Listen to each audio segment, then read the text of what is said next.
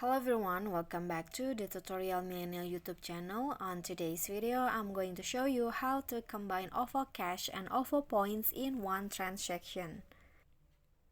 So in case you have both OVO Cash and Points and you want to use both of them in one transaction, you need to watch this video until the end because I want to show you how. So the first thing, open your OVO apps on your phone,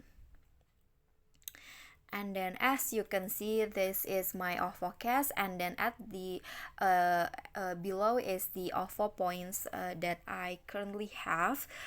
For example, I want to buy some mobile credit for my phone, and to the payment I want to use OVO Points and OVO Cash. Just click of the amount of the mobile credit that I want to buy, and then click confirm, and then here the default payment is OVO Cash. But if you want to use your OVO Points, just check on this box right here, and then this as you can see, the payment has been changed into this, has been divided into OVO Cash and also OVO Points, this, and then you just need to click buy, and just like that you have used your OVO Cash and OVO Points in one transaction.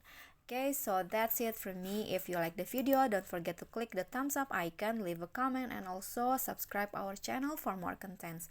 Thank you all for watching. Bye bye.